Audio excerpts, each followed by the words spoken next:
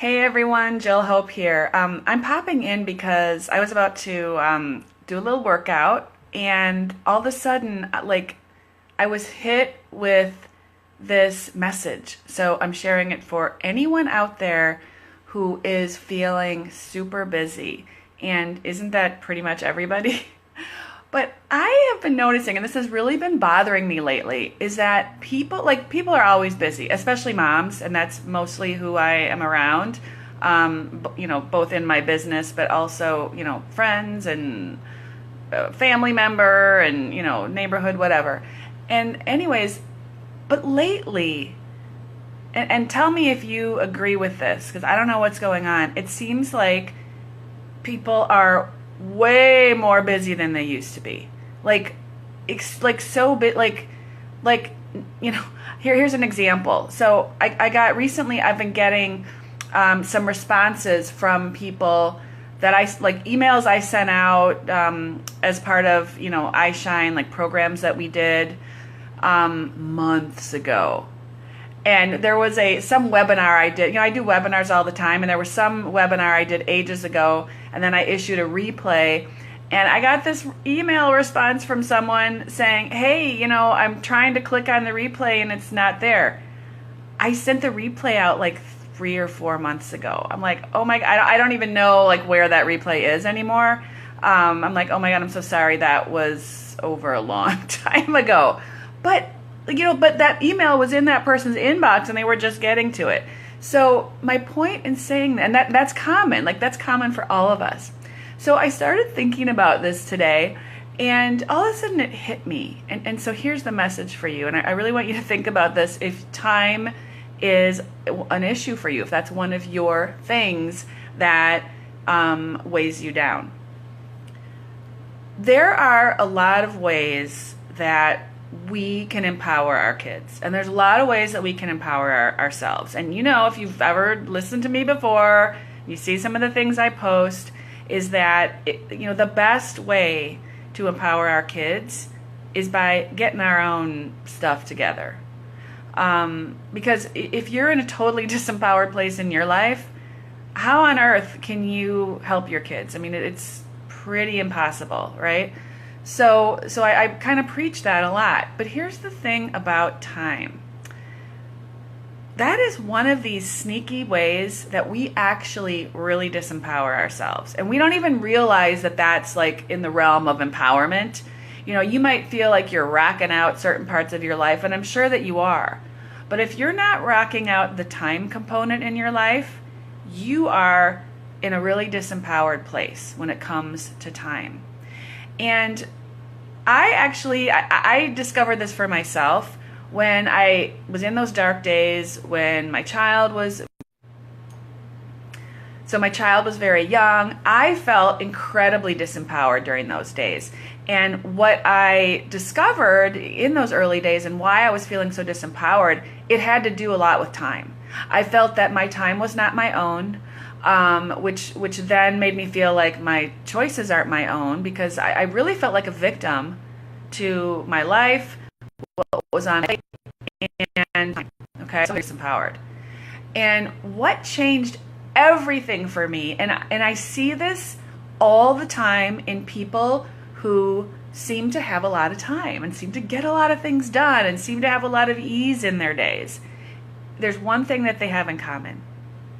They're living on purpose. They have discovered what their purpose is. They are living their purpose every day in their life, and it means they have time. And I'm not going to go into all the reasons why that creates time in today's video. I will either share that in a post, or I'll talk about this again in another video, because I don't want to be on here much longer. However, when you when you work in your purpose, when you live your life on purpose, anything that isn't within the realm of what feels purposeful to you falls away. It just becomes unimportant. You don't prioritize it. It doesn't get your time. Okay. So I really want people to think about this. Now, I know there are some people that are like, well, sure, Jill, you were able to discover your purpose and follow your purpose because you've got a husband, he works. Well, listen, That is, yes, I have a husband, and yes, he works. But when I was working my corporate job, and my son was very young, and I was really feeling victimized by time, I was a 50-50 breadwinner, and I needed to be. We live, my husband does fine, but we live in one of the most expensive cities in the country. I live in a particularly expensive area in this expensive city. Our gas prices are always notoriously one of the highest in the country. I mean, my grocery bill is ridiculous every week. So it costs a lot of money. We did choose to live here, yes, but that just means that I have to contribute 50-50 to our household expenses. Okay? I didn't let that fact get in my way of living my purpose now. I didn't make it an excuse and, I'll do it later. I didn't let having a toddler get in the way of me living my purpose. I decided that, basically I asked myself a question. I said, are these excuses not enough time, feeling, not having the money, having a child I had to tend to, having this corporate job. The question I asked myself was, am I going to let those things get in the way of me choosing to live a purposeful life now? And the answer was a clear no for me. I'm not going to let that get in my way. Because here's the thing. None of us are guaranteed tomorrow. I would love to say that we're all going to be here tomorrow, but I don't know that. I really don't have control over that, nor do you. So, I decided this back then. I'm like, I need to make every day frickin' rock, okay? And I can't do that if I'm a victim to time. And I can't do that if I'm doing things that feel like shoulds, but that don't feel purposeful in my life, and that don't feel true in my heart, and don't bring me joy and fulfillment. So think about this in your own life. What are your excuses for not living on purpose? Because I'm telling you, the time thing gets sorted out when you live on purpose. If you look, when I was doing my summit a few months ago, and I was reaching out to all these many different types of leaders, and the leaders who I know this is a perception, but the ones I'm perceiving would be the busiest because they have the largest following, they have the biggest business, they show up all over. They seem to be all over the place doing so many things, writing books and doing TV shows and all this stuff. Those are the people who responded to me almost immediately. Now, sometimes the response was through their assistant, right? They've organized their life in such a way that they're now able to do that, but not always. And those are the people that have the time. Why is that? Well, they're living their life on purpose.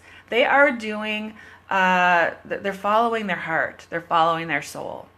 So think about that in your life and look at what is getting in the way of you being able to listen more to your heart.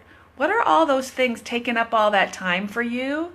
And, are you going to let all of these things stop you?